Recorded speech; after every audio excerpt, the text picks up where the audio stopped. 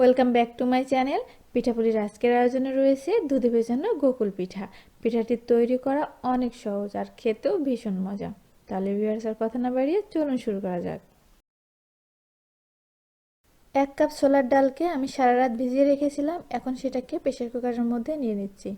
এখানে দিয়ে দিচ্ছি এলাচ, দারুচিনি, পরিমাণ মতো পানি, আর দিয়ে দিচ্ছি সামান্য একটু লবণ।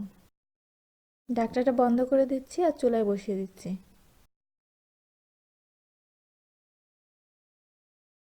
অন্য একটা বাটিতে আমি 3 কাপ নিয়ে নিয়েছি ময়দা, লবণ দিয়ে দিচ্ছি পরিমাণ মতো, আর দিয়ে দিচ্ছি 1/3 কাপের মতো ঘি।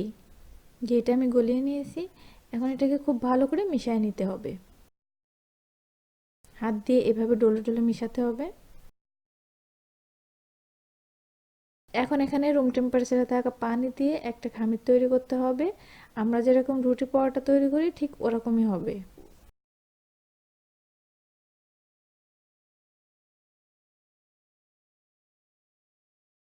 হাত দিয়ে খুব ভালো করে মথে নিতে হবে। এখন এটাকে ঢাকনা দিয়ে ঢেকে এক সাইডে রেখে দিচ্ছি।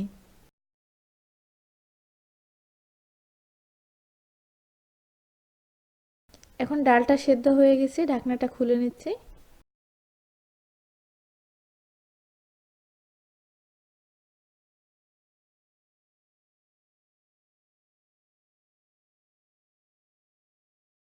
ডালটা সেদ্ধ হয়ে গেছে।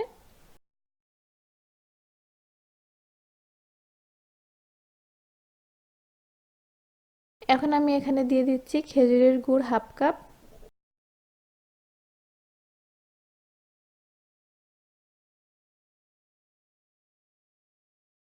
এখন এটাকে খুব ভালো করে মিশিয়ে দিতে হবে। এখন আমি এখানে 1 টেবিল চামচের মতো ঘি দিয়ে দিচ্ছি।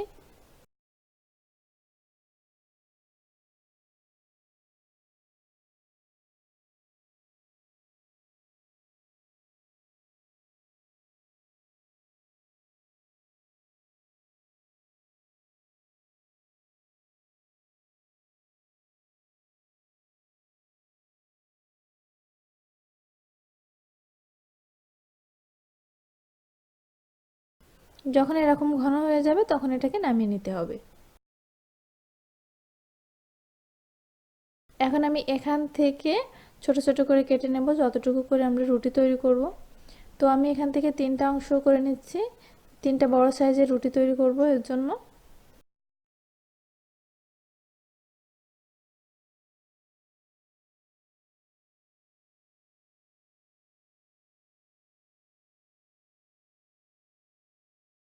একটা দিয়ে রুটি বেলে নিতে হবে। আর আমরা যেরকম রুটি পরোটা তৈরি করি ওরকম পাতলাই হবে। খুব বেশি পুরু হবে না, আবার একেবারে পাতলাও হবে না, ঠিক এরকমই হবে। এখন একটা কাটার দিয়ে এভাবে করে ছোট ছোট করে গোল করে কেটে নিতে হবে। একইভাবে সবগুলো রুটি তৈরি করে আমি গোল করে কেটে নিচ্ছি। এখন একটার মধ্যে এরকম পুর দিয়ে আরেকটা দিয়ে বন্ধ করে দিতে হবে। এরপর চেপে চেপে সাইডের অংশগুলোকে মিশিয়ে দিতে হবে। একটা কাঁটা চামচের সাহায্যে এইভাবে করে ডিজাইন করতে হবে।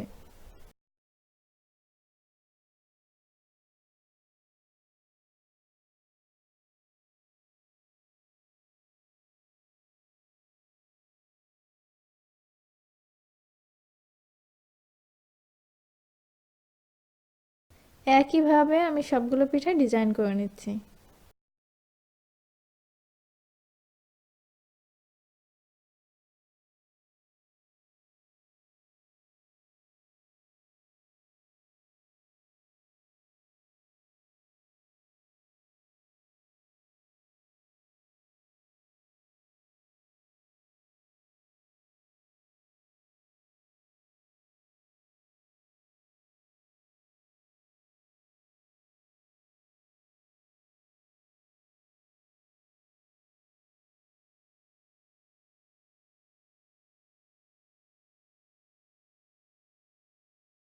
এখন আমি দুধের শিরা তৈরি করে নেব। এর জন্য এখানে 1 লিটার দুধ নিয়েছি। এর মধ্যে 3টা এলাচ থেতলো করে দিয়ে দিলাম। চুলায় বসিয়ে দিচ্ছি জাল হওয়ার জন্য। ভালোভাবে জাল হয়ে যাওয়ার পরে এটাকে আমি নামিয়ে এক সাইডে রেখে দেব।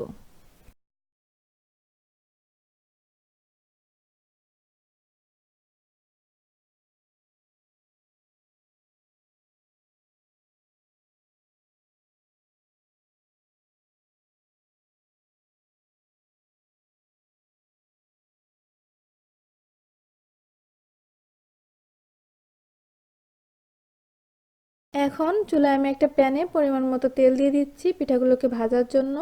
তেলটা হালকা গরম থাকা অবস্থায় এর মধ্যে পিঠাগুলোকে দিয়ে দিতে হবে। আস্তে আস্তে একটু সময় করে পিঠাগুলোকে ভেজে নিতে হবে।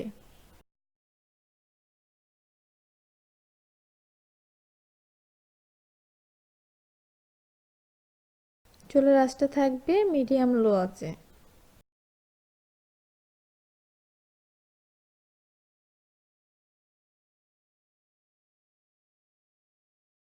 যখন এরকম সুন্দর একটা কালার চলে আসবে তখন এগুলোকে নামিয়ে নিতে হবে। হালকা গরম দুধের যে শিরা ছিল ওর মধ্যে দিয়ে দিতে হবে।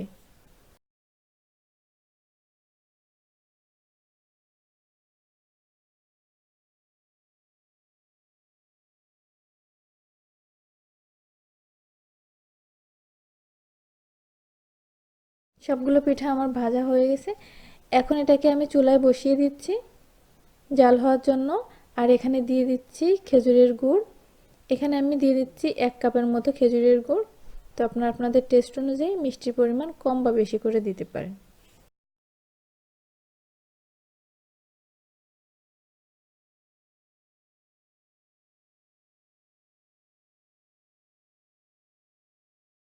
আর এখানে দিয়ে দিচ্ছি ফ্রেশ ক্রিম, সামান্য একটু লবণ।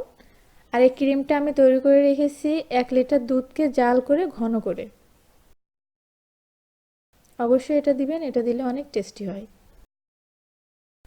আর এটা দেওয়ার পরে 5 থেকে 7 মিনিটের জন্য জাল করতে হবে। এরপর ঠান্ডা করে নিতে হবে পরিবেশন করার জন্য।